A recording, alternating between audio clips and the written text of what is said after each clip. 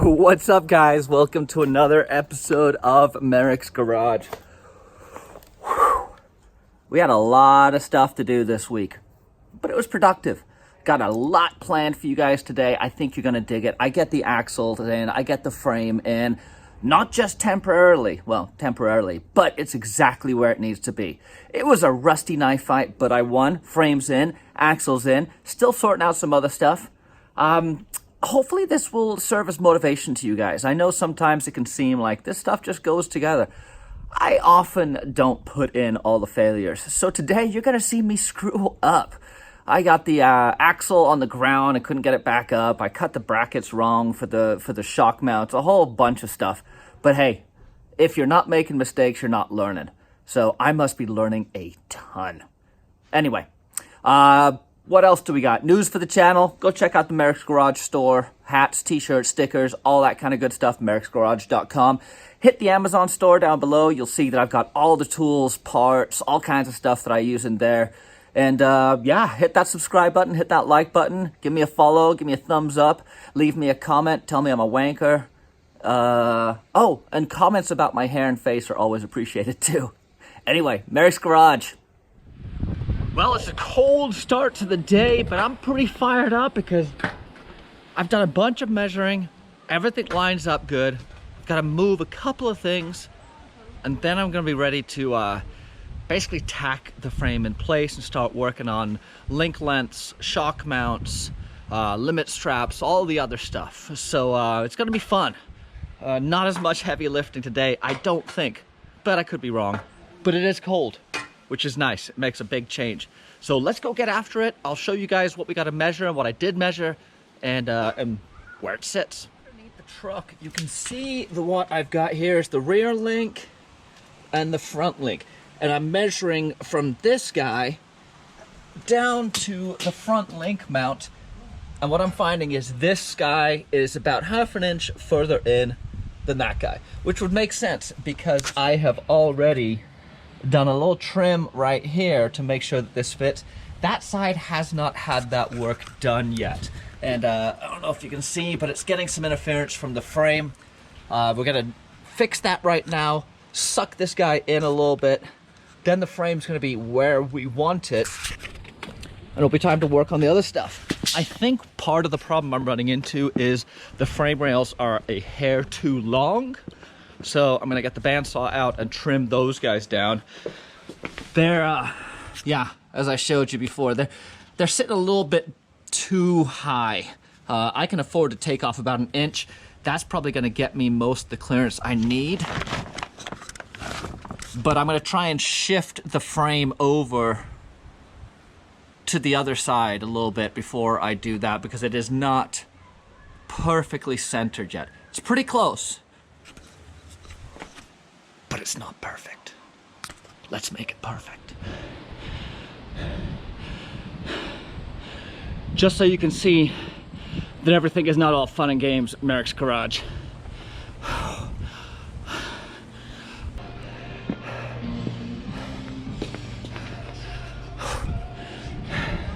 Working by yourself sometimes really freaking sucks. Angry James. Let's fix this and get back to happy thoughts.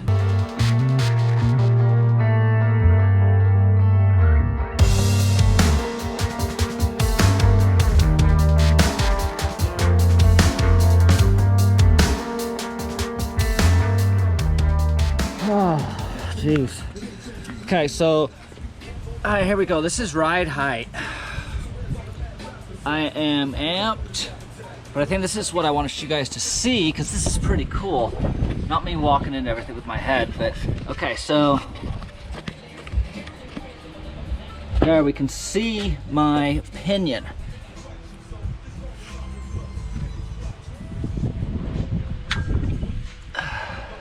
So this is ride height.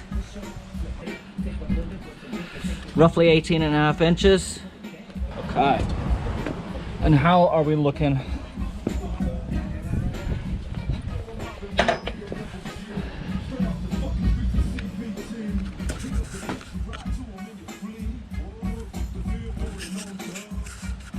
This came out great. I am pretty amped.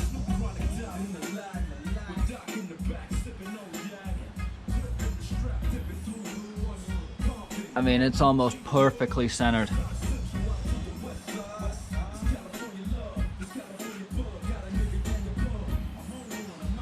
Huh, yeah. Dude.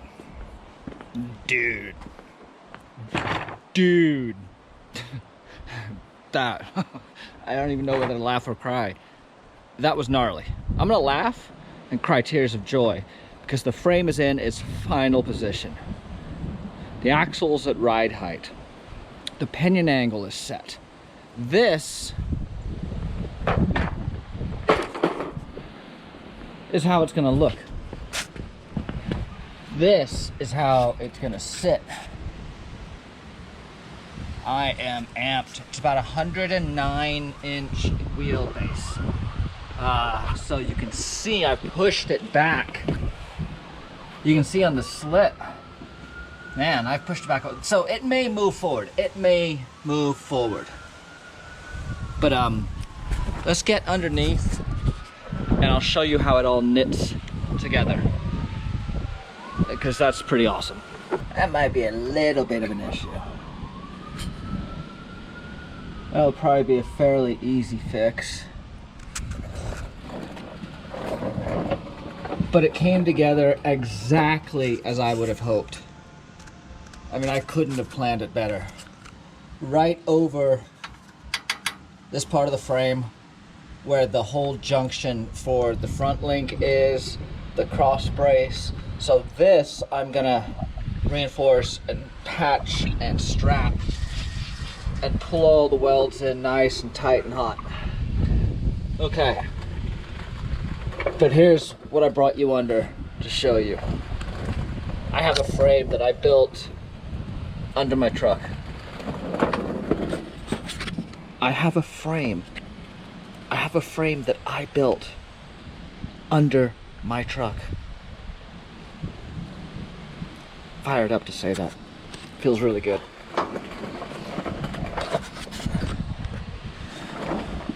Body mount.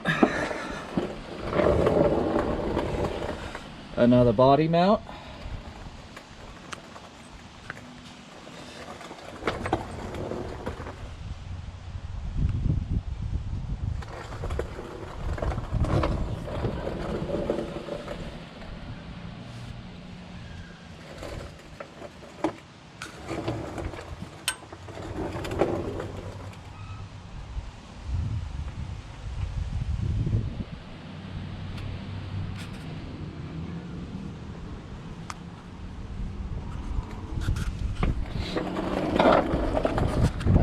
This is gonna be pretty sweet. I'm gonna be able to put the shock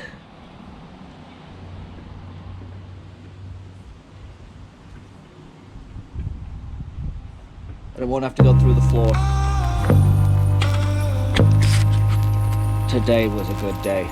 After all the throwing a fit and everything. Ugh.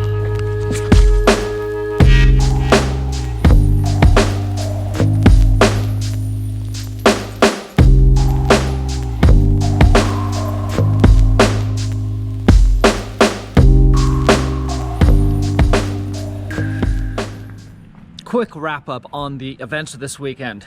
Despite my little temper tantrum, I did get a ton done. Trust me, my knees are feeling it. Working under the truck, just squatting down, oh, either I'm getting old or I'm out of shape or both. I'm not sure. But hey, here's what's going on. The axle is in place. The wheelbase is 108.5 inches. It's off by about a half an inch on the passenger side. It's a little bit too short. I need to pull the outboard links and cut an inch off those so I can clock down the outer link brackets that mount to the axle tube. Those need to come down. Imagine you've got it flat. You want them about 1 inch up on axle center line. So as you can see, they're a little bit higher than that right now. But what I have done is I've got it set at ride height. The frame is all the way in. The frame is exactly where I want it. And now that I've got that dialed in, I can start building all the other stuff around the frame. The shock mounting points, the bump stops, run all the electrical, all the brakes, all the fuel lines, and start really planning it. So I'm gonna start building, and then frame's gonna come out with everything tacked in place. Everything's gonna get burned in. Frame's gonna get painted, and then it's gonna get drawn back in. But what I'm measuring for right now is the sway bar. I don't have a sway bar in the truck currently. I've been running without a sway bar for as long as I can remember. I pulled it back in, shoot, probably the late 90s. And when I had the front links on and the rear with leaf springs, I didn't really need a sway bar. The rear springs and axle kind of act like their own sway bar. Now, I am going to need a sway bar, and that's where the measuring and the location is critical.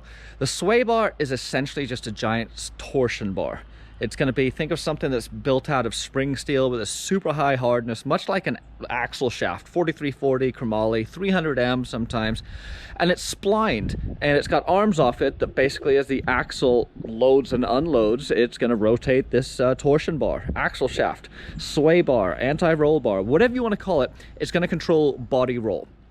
Now, the salient points with this are to remember that there's going to be movement. There's going to be movement, and the link arms are going to be moving, the rod ends are going to be moving, and so you're going to have some room in there for it to travel through its full range of motion. So enough talking. Let me show you what I'm talking about. It'll probably make a whole lot more sense. I have a couple of places where I can put my sway bar, obviously. The challenge with mounting it back here is going to be obviously the gas tank's going to be obstructing. I could mount it farther back, but that's going to require putting longer arms on to reach over to the axle. And the longer the arms get, the more arc and travel you will see out of the sway bar as it works up and down through its rotation. So I want to keep these arms as short as I can, but also get them farther enough down the frame that I'm not going to worry about hitting the body should they articulate. Here's the rough idea I have running through my head. And backstop me on this, you guys. I've received some awesome comments and helps and tips and tricks down below. So if you think I'm doing something wrong and it could be doing better, please let me know. But here's my logic right now. I'm going to be running a sway bar. I'm thinking this will be a really good place to keep it nice and tucked up out of the way. It gives me, on a 16-inch arm, let me pull my measuring tape out here.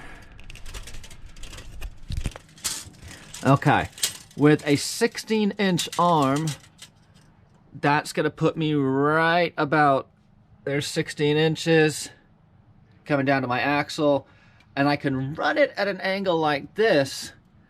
My axle is going to be having 8 inches of up travel. So 8 inches of up travel means that this guy is going to be able to go all the way up to about 42, which should put me right underneath the floor on the other side.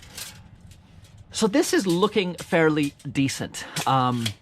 Now, the angle in which it rotates is important in the fact that obviously the longer arm, the more rotational force you're going to be exerting on the actual torsion bar, and the thicker and stiffer you will need it to be.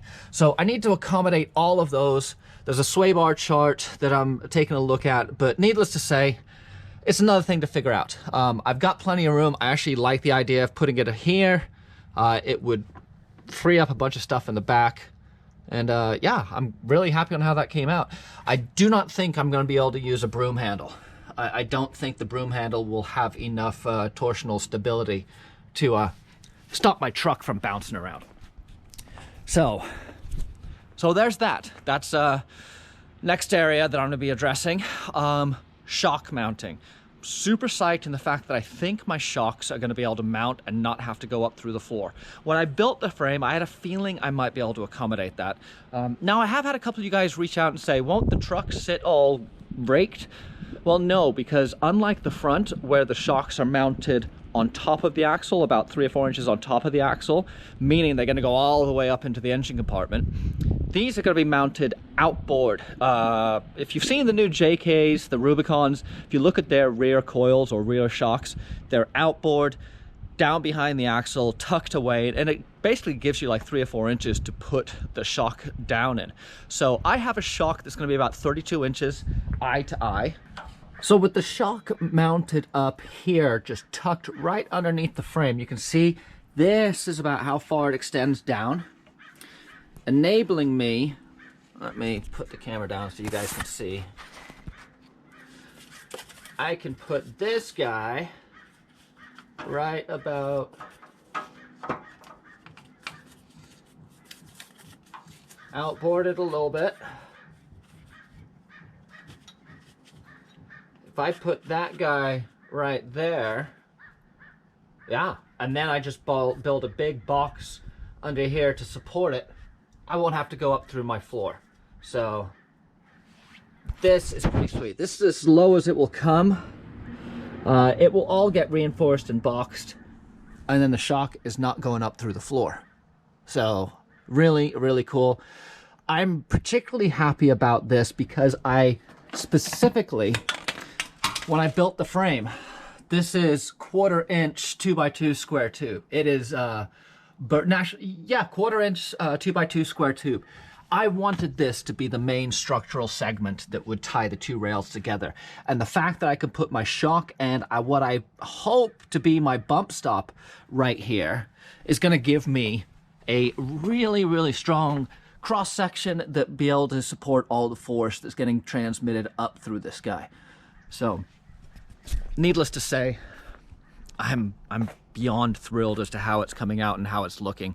Especially when I cut the frame, there was a high level of anxiety that I'd really, really screwed the pooch with this one. But opposite, it's coming together really nicely. Now, I'm not out of the woods. I got a long way to go still. But the reason I've been babbling so much to you guys is I'm fired up. I'm encouraged by how this is coming together.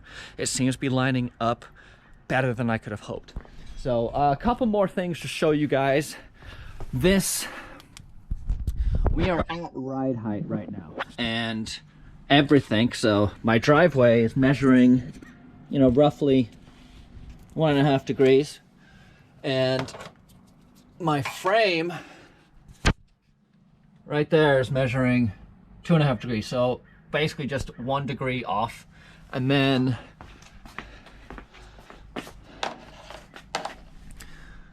I'm running a degree here. And roughly a degree here. So still some work to do in getting it dialed in, but needless to say, it's coming together.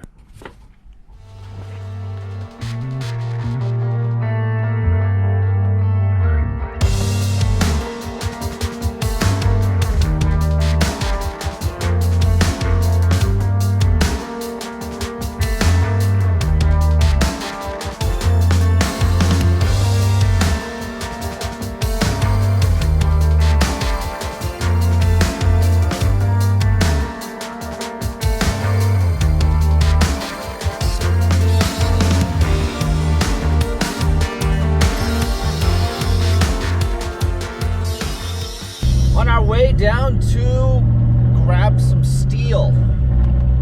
I am stoked I'm at this point. I can start thinking about the center section, how I want it to be, how I want everything to tie in, lay down, and build my skid, all that fun stuff that I've been looking forward to. When shopping for steel, I'm always trying to find remnants. That's where I'm going to start. You can find gold in here. Well, not literally gold, it's all metal, but not metal gold. But I can find plate here, I can find round tube, square tube, and you occasionally get lucky and the exact piece you need is here cut already. And yeah, so I already found a piece of plate. I got some more plate to find. Their remnants a little picked over, but there is some good stuff here. I'm looking for some square tube, 2x2, 1/4 inch If I can find that, I'll be a happy man because I can build a burly skid out of that. Yeah, here we are. Beautiful day, storm's coming. Just looking good.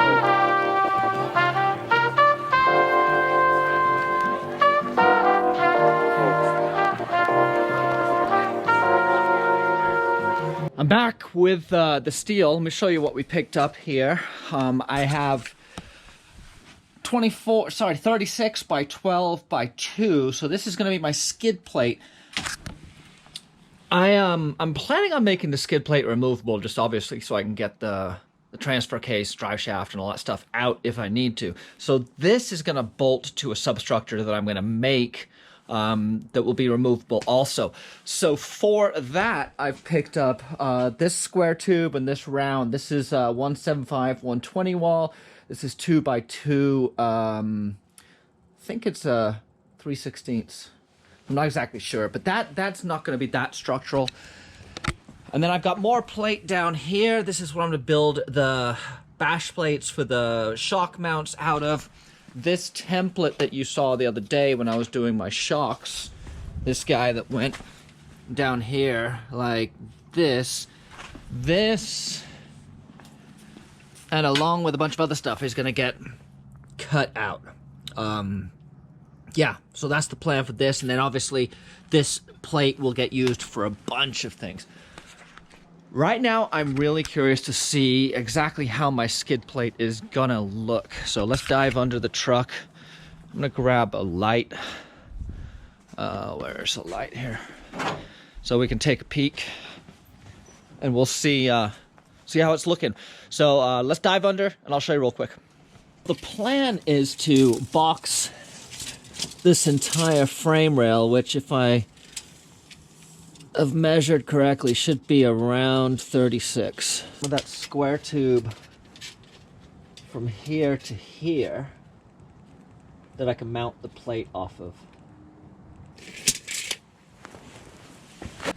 I think that's gonna work, but you know, we shall see.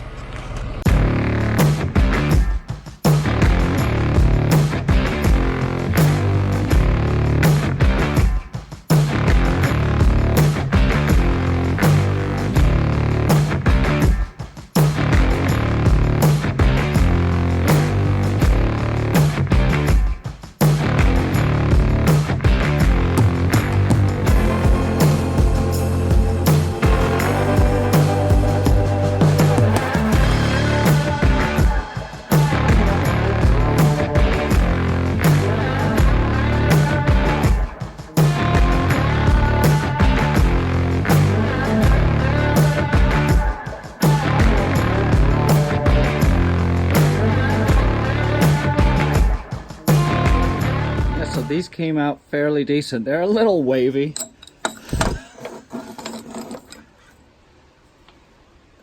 Yeah, I may have to polish that down, but for what I want them for, which is gonna be this right here, they're gonna be perfect.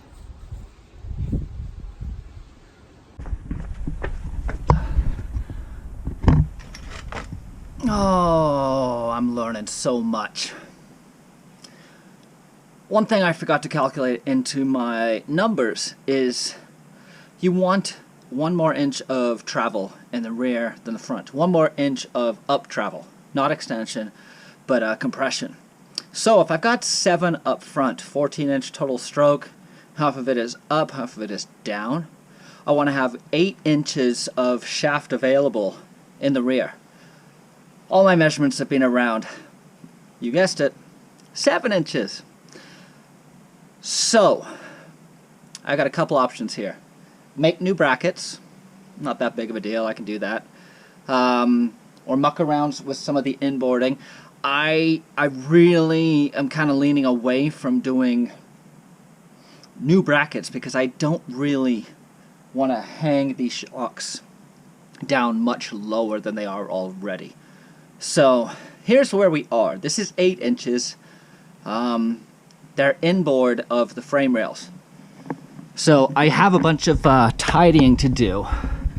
Obviously this is not where they're gonna sit, but that's giving you an idea of how that's lining up. And then it is hanging out in the breeze a little bit, but I can bolster and build a skid for that. Yeah. So I just banged out those plates today pretty quickly. It's not perfect, but I am happy with how much stroke I've got right here, which is close to 8.